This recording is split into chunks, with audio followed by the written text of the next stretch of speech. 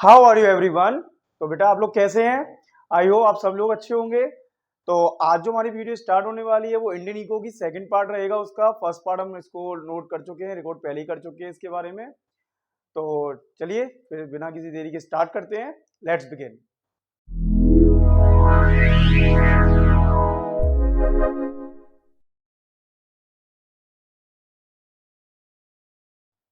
तो देखो बेटो, जो आपका इंडियन इको का जो सेकंड पार्ट है आपका, इसमें मैंने आपको पहले बताया था कि जो फर्स्ट पार्ट में एग्रीकल्चर किस तरह से बेकार हुआ, ब्रिटिशर्स ने किस तरह से उसको खराब किया, वो मैंने आपको क्लियर कराया था। अब इसका सेकंड पार्ट रहेगा इंडस्ट्रियल सेक्टर किस तरह से खराब हुआ, इंडस्ट्रियल सेक्टर किस तरह से कमजोर हुआ हमारे इंडिया का, ब्रिटिशर्स ने किस तरह से उसको खराब किया अपने फायदे के लिए, उसके बारे में बात करेंगे। सबसे पहले जो लिखा हुआ है कि industrial sector on the eve of independence, हमारे उस समय जब कॉलोनी पीरियड था तो हमारा इंडस्ट्रियल सेक्टर किस तरह से था। Decline of the handicraft industry and force the people to indulge into the agriculture sector. Means Britishers ने बड़े ही सिस्टमेटिक तरीके से कुछ ऐसी पॉलिसी डिसाइड की जिससे हमारे जो इंडस्ट्री सेक्टर था वो डेक्लाइन होना स्टार्ट हो गया और लोगों को मजबूरी में आकर एग्रीकल्चर सेक्टर की तरफ मूव ऑन करना पड़ा। तो क्या ऐसे तरीके थे, क्या ऐसे पॉइंट थे जो उन्होंने यूज किए, क्या ऐसी पॉलिसी थी? अच्छा, सबसे पहले ये सोचो कि इनका मोटिव क्या था, क्यों जब हमारा इंडस्ट्रियल सेक्टर खराब करना चाहते थे। मोटिव था कि जो इंडिया है वो फिनिश गुड्स ना बनाए, वो केवल ब्रिटेन के लिए रॉ मटेरियल जनरेट की करे। मतलब क्या है इसका? भाई सिंपल सी बात है कि उस समय का जो ब्रिटेन था वो यहां पर हमारे सब ऊपर रूल करता था, सारा का सारा रॉ मटेरियल यहां से ले जाता था और इंग्लैंड की फैक्ट्री में यूज होता था। जैसे यहां से कॉटन चली जाती थी, वो कॉटन कहां यूज होती थी? ब्रिटेन की फैक्ट्री में। क्या बनाने के लिए? कपड़े बनाने के लिए। तो कपड़े वहां बनते थे, उसका फिनिश गुड्स वहां बनता था, लेकिन कॉटन यहां से जाती थी। सारा का सारा रॉ मटेरियल यहां से जाएगा। अगर इंडस्ट्रियल सेक्टर इंडिया का अच्छा रहने देते तो सिंपल सी बात है कपड़े यहां पे भी बनते। जब कपड़े यहां बनते तो मान के चलो कि कॉटन बचती ही नहीं।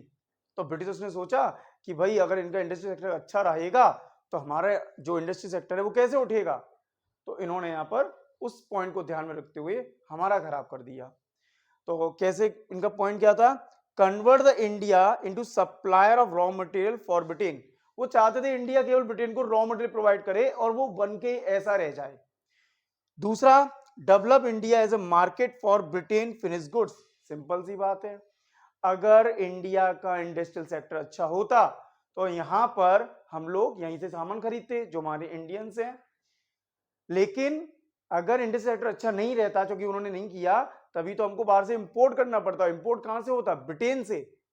तो develop India as a market for Britain finish goods. Britain का जितना भी फिनिश गुड्स है वो इंडिया में आता था। यहां पर उन्होंने मार्केट डेवलप कर लिया था अपने गुड्स के लिए। तो दो बेसिक पॉइंट थे। पहला, इंडिया को केवल एक सप्लायर और रॉ मटेरियल बना के रख दिया था। सेकंड, इंडिया को मार्केट बना दिया था ब्रिटेन के फिनिश गुड्स के लिए।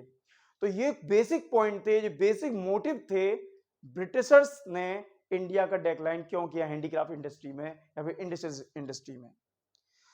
और देखो क्या क्या ऐसी पॉलिसी बना दी, इतनी गजब पॉलिसी बनाई उन लोगों ने कि सोच भी नहीं सकते। मतलब इतना इस तरह से उन्होंने बर्बाद किया। पहला, import of British goods no tax.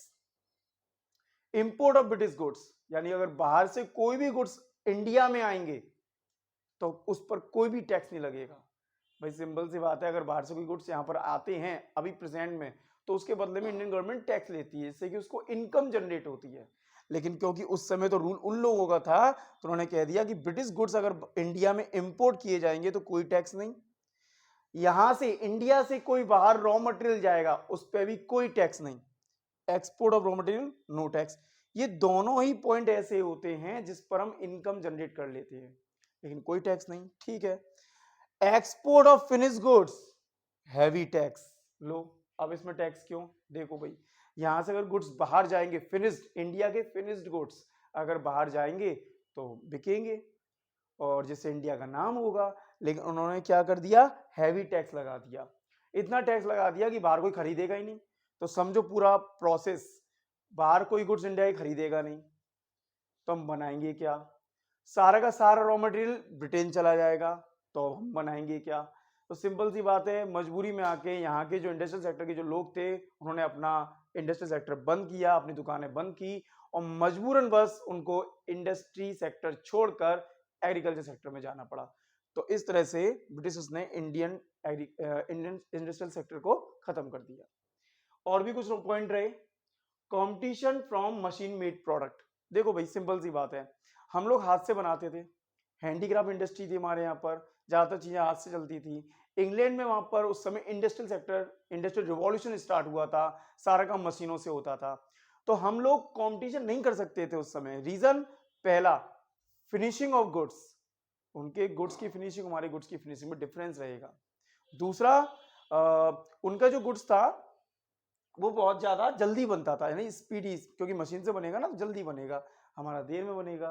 तो इसकी वजह से हम कंपटीशन नहीं कर पाए, क्योंकि जल्दी बनेगा तो कॉस्ट भी कम आएगी और आउटपुट भी ज्यादा होगा मशीनों से, लेकिन हाथों से तो ऐसा नहीं होता है। तो हाथों के बनी हुई गुड्स की कॉस्ट ज्यादा आती थी, लेकिन मशीन मेड प्रोडक्ट की कॉस्ट कम रहती थी। तो लो कॉस्ट, जल्दी बनता था और फिनिशिंग भी होती थी, इसकी वजह से हम कंपटीशन नहीं कर पा रहे थे। Lack of capital goods industry, Britishers ने सिंपल सी बात है इंडस्ट्रियल सेक्टर खत्म कर दिया, तो यहाँ के जो लोग थे वो इंडस्ट्रियल सेक्टर में काम ही नहीं कर पा रहे थे। तो क्या बनाते, कैपिटल गुड्स। कैपिटल गुड्स का मतलब होता है मशीनें। मशीन नहीं बनती थी हमारे यहाँ पर, जो थोड़ी बहुत बनती भी थी वो भी खत्म हो गई थी। Change in pattern of demand. अब ये पैटर्न ऑफ डिमांड में मतलब क्या है, देखो सिंपल सी बात है, बहुत ब्रिटिशर्स ने क्या कर दिया, हमारे लोगों के माइंड में एक चीज इस तरह से डाल दी कि जो धोती कुर्ता पहनता है वो गवार होता है, इनको कुछ नहीं आता है। तो जब ऐसा होता भी है, आपने फील भी किया होगा, जब ये बात उन्होंने सेट कर दी, माइंड ऑफ थॉट बोलते हैं जिसे, तो इंडियंस के अंदर एक बात आ गई कि अच्छा हाँ, जो सूट बूट और कोट पहनता है वो पैसे वाला होता है, या फिर वो बहुत जेंटलमैन होता है। ऐसा एक पैटर्न बना दिया था उस समय। तो जाहिर सी बात है, लोगों के मन में ऐसी बात आएगी तो लोग धोती कुर्ता छोड़कर सूट बूट ही पहनना पसंद करेंगे। हमारे यहाँ पे धोती कुर्ता बनता था, वो लोगों ने पहनना छोड़ दिया। सूट बूट जो ब्रिटिशर्स से आते थे, ब्रिटिश इंग्लैंड से आते थे, उसको पहनना स्टार्ट कर दिया। तो ये भी एक रीजन रहा कि हमारी इंडस्ट्री में से चीजें खत्म होती चली गई और उनकी जो ब्रिटेन से आने वाले इंपोर्ट गुड्स थे वो ज्यादा डिमांड में आ गई। तो change in pattern of demand भी हमारे यहाँ पे एक पॉइंट रहा, जिससे हमारा इंडस्ट्रियल सेक्टर खत्म हुआ या खराब होने लगा, डिक्लाइन हो गया। Negative effect of railway. Railway का भी एक बहुत बड़ा कंट्रीब्यूशन था हमारे इंडस्ट्रियल सेक्टर में। ब्रिटिशर्स ने, माना जाता है कि भाई इंडिया में रेलवे की शुरुआत की, अच्छी बात है शुरुआत की। अगर हम देखेंगे तो उस समय तो कुछ पॉजिटिव नहीं था, चलो आज तो भी पॉजिटिव है, उस समय हमारे लिए नेगेटिव था। क्यों नेगेटिव था? ब्रिटिशर्स ने जब रेलवे चलाई तो वो अपने लिए चलाई थी, इसमें हमारे इंडिया के लिए कोई भी फायदेमंद वाली बात नहीं थी।